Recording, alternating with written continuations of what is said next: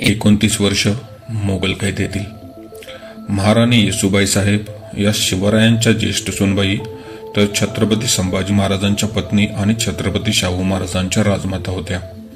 कोकणातल्या शृंगारपूरच्या पिलाजीराव राघोजीराव शिर्के यांच्या घराण्यात जन्मलेल्या जिवूबाई म्हणजेच महाराणी येसुबाई साहेब सन 1665च्या दरम्यान त्यांचा विवाह शिवपुत्र संभाजीराजांशी संपन्न झाला। विवाहाच्या वेळी त्यांचे वय जेमतेम 6-7 वर्ष होते।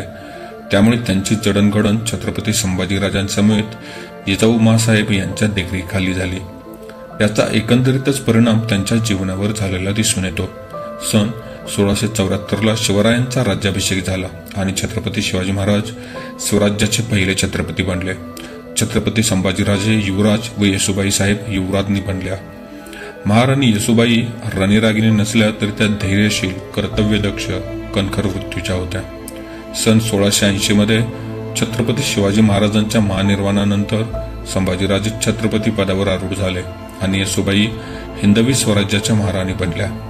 मात्र या काळात स्वराज्यावर चोहूबाजूनी संकटे घोंगावू लागली। खासा शहेनशाह औरंगजेब 5 लाख सैन्य घेऊन दक्षिणेत उतरला।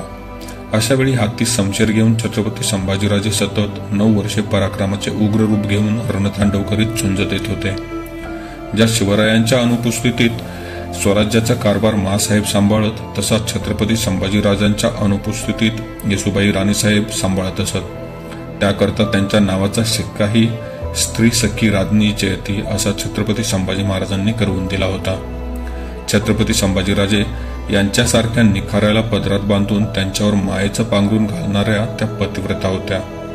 पायाला तुफान बांधून अवघ्या महाराष्ट्र व दक्षिणेत गरुड भरारी मारणाऱ्या छत्रपती संभाजी महाराजांच्या माघारी रायगडवरून स्वराज्याचा कारभार चालवणाऱ्या त्या कुशल राजनेत्या होत्या। राजगडावर येणारे वाद आणि तंटे त्या स्वतः सदरेवर बसून कुशल रीतीने हाताळत। पुढे इसवी सन 1689 मध्ये छत्रपती संभाजी महाराजांचा कटक कारस्थान करून औरंगजेबाने त्यांचा घात केला आणि तुळापूर येथे त्यांना हाल करून ठार केले। हिंदवी स्वराज्याचा दुसरा छत्रपती हरपल्यानंतर निर्माण झालेल्या परिस्थितीला आपले वैयक्तिक दुःख बाजूला सारून येसुबाई राणीसाहेबांनी मोठ्या निर्धाराने तोंड दिले व महत्वाचे निर्णय घेतले।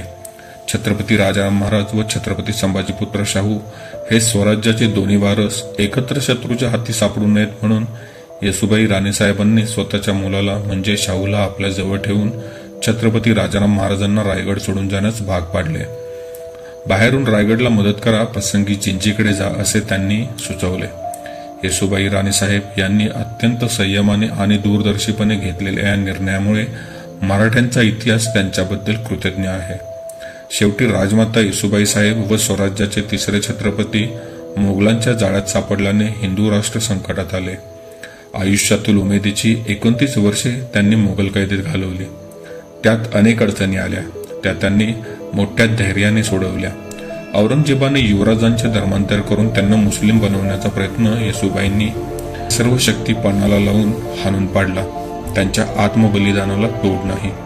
सतत 29 वर्षे मोगलांच्या कैदेत राहून औरंगजेबाचे नीच इरादे उधळून लावत आपला मान, सन्मान, अभिमान आणि स्वाभिमान त्यांनी कायम जपला।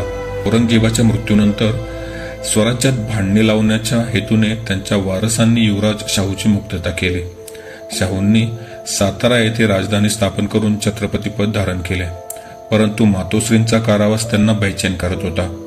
त्यावेळेचे स्वराज्याचे सेनापती खंडेराव दाभाडे आणि बाळाजी विश्वनाथ यांनी मोगल सरदार हुसेन अली आणि हसन अली या सय्यद बंधूंची मदत घेऊन मराठी सैन्य दिल्लीत दाखल झाले।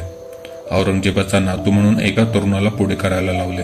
त्यामुळे दिल्लीचा बादशाह फरकसिंह घाबरला, परंतु तो मागण्या मान्य करत नव्हता म्हणून त्याला तख्तावरून खाली काढले व राफी हुद्रादत जत याला बादशाह बनवून मराठ्यांनी आपल्या सगळ्या मागण्या मान्य करून घेतल्या आणि राजमाता येसुबाई राणीसाहेब यांची सुटका करवून घेतली। 4 जुलै 1719ला राजमाता येसुबाई साहेब 29 वर्षांच्या मोगलाच्या कैदेतून दिल्लीहून दक्षिणेत परत आल्या। त्यांचे सातारच्या वेशीवर छत्रपती शाहू महाराजांनी भव्य स्वागत केले। असा या महान राजमाता येसुबाई राणीसाहेब यांना आपला मानाचा मुजरा।